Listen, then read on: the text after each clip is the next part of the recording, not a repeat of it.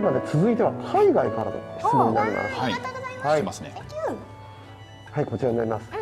私はアジサイが大好きです。ああ、なるほど。ハイドランジアですね。アジサイが大好きです。どのようにサークル名を決めましたでしょうか。他の候補はありましたでしょうか、ということなんですが。これ実は私たちその2018年に結成した時にはハイドラっていう名前だったんですよ。おお、なるほど。はい。で休止を経てまた再開するって時に、ちょっとバンド名もなんかいい感じにアレンジしようかっていう話になって、でも今までハイドラでやってきたから呼び名のハイドラは残したいよねっていうところでいろいろ考えた結果、ベースのキャッツからいろんな案が出てきまして、彼ネーミングセンスが強いんですよ。なるほど。もういろんなのをポンポンポンポン出してきて、その中でハイドランジアっていうのがあって、ハイドランジアだったらアジサイだし、ハイドラっていう略称もそのまま残せるよねってなって、あ、これはいいぞってなったんですよ。でそっからもうちょっとなんか足したいよねってなっていく中で、ちょっと漢字の何かをつけようってなって厳選した結果、レイローのハイドランジア、いろんな候補はねあったんですけど、しかもこうハイドランジアをね英語にするっていうね、カタカナではないですよね。レイローのなんか渋いですね。でも合ってますね。そうですね。なんかイメージ的にはサークルロゴなんですけど、レイローってなんかこう美しい玉みたいなイメージがあるんですね。なんでその中にちょっとアジサイがスノードームみたいな感じの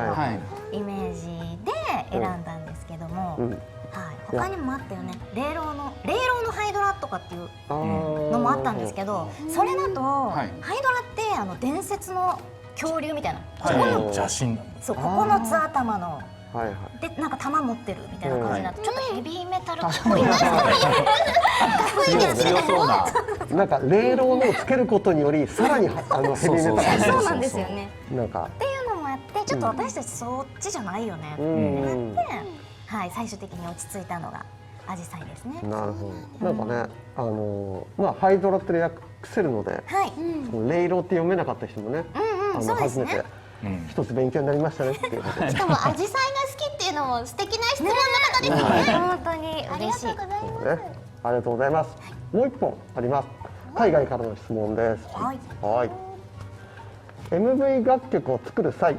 音楽理論かフィーリングかどちらの方が重要でしたか。まあね、これ海外の方なんでね、訳するとこうなんですけど、まあ先ほども聞きましたけど、どんなことを気にしてとかって言いましたけど、これね、MV プロジェクトの楽曲のラブレターのことだと思うんですが、作ったのはね、ベースのマイム君なんですが、多分皆さんで話し合ったと思うんですけど、どんな感じのでやっていこうみたいな話になったんですか。これはですね、まあ僕の方からじゃあマイム君任せるよという形でデモが上がってきたんですけど、でそのデモに合わせてドラムとかギターとか全部差し替えていくんですけど、その時がまあ別に悪い意味ではなくて細かいんですよ。まあ多分音楽理論なんですけど、ものすごい細かくて、あとドラムのワンフレーズにしてもいやそうじゃないと、それはもう前回やってるからこういうのがいいって形でしてくるんですね。逆にそれは僕らとしてはすごい勉強になるし、もうメンバー同士での勉強みたいな形で、やっぱそんだけこだわって作ってますね。なんかグループチャットみたいなのでやってるんで、私も見れるんですけど、私音楽理論とか全然なくてフィーリングタイプなんで、もうこういう聞いてる感じには全然何もないんですけど、ここがこうだからこうでこうでっていうのをずっとみんなでこうやり取りしてて、もうこだわりまくってますね、毎回。いいユニットですね。